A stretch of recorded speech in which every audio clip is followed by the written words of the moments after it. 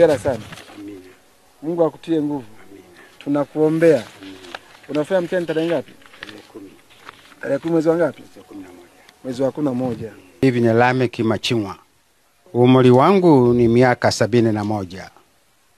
Ni mkazi wa kijiji cha Silonge, kata ya Mpanda Ndogo, wilaya ya Tanganyika. Mimi elimu yangu nilisoma kuanzia darasa la kwanza mpaka la 7 mwaka 1969. Sikuweza kuendelea na masomo yoyote hadi mwaka juzi. Mwaka juzi ilibidi nianze kusoma, mambo mengi yalikuwa yanakuja yakielekea kwenye elimu, nikiwa nateuliwa mavikao mengine kama mwenyekiti, lakini vile vikao vya kuongea Kizungu walikuwa wananiona mimi kama nina elimu wakati sina elimu. Basi niliongea na bwana shamba mmoja wa mkoa wa Katavi. Akaniambia, babu, wewe umri wako huu unajiweza kutembea na unahitaji kula na unalima pia, hata elimu inakuhitaji uwe nayo. Elimu hiyo utakayoipata itakusaidia katika mambo mengi. Basi akanifanyia utaratibu, nikaanza kusoma elimu ya watu wazima Kasheto, Mpanda mjini. Mtihani wa form 1 nikamaliza, nikaingia form 2. Mtihani wa form 2 sikufanya vizuri. Basi sikufanya vizuri, nilikaa nyumbani tu nikajifikiria wapi nilikosea. Sasa ilikuwa mwaka 2011. Basi nikarudia tena kufanya mtihani. Ndio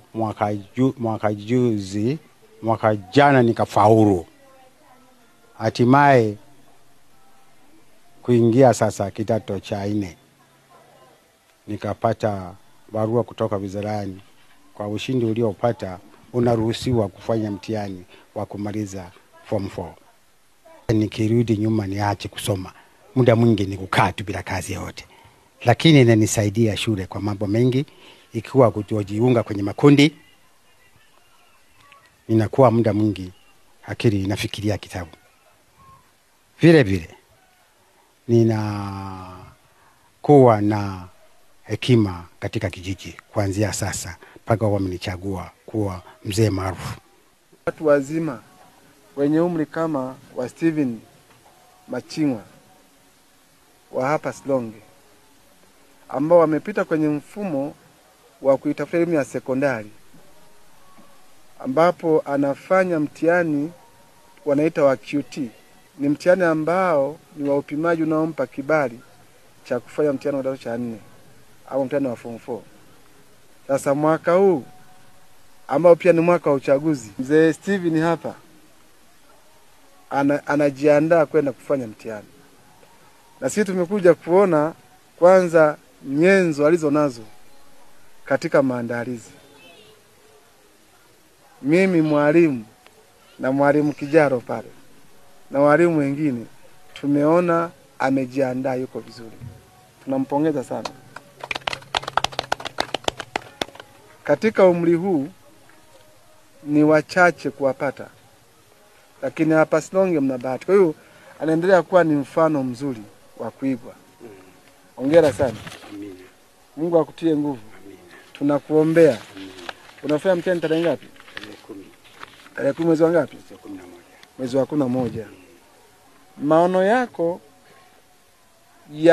yamewezekana kwa sababu serikali ya Dr. Samia Suluhu Hassan imeweka mazingira bora. Hongera sana. Amina. Lakini kwenye wiki ya elimu ya watu wazima, sisi tulifanya semina kumwezesha. Anao uhakika wa kwenda kukaa kwenye hoteli Mpanda na kusubiri kufanya mtihani yake na maandalizi yake. Tumekuja leo hapa kutazama unavyoendelea kujiandaa na tukwambie kwamba songa mbele, ushindi upo.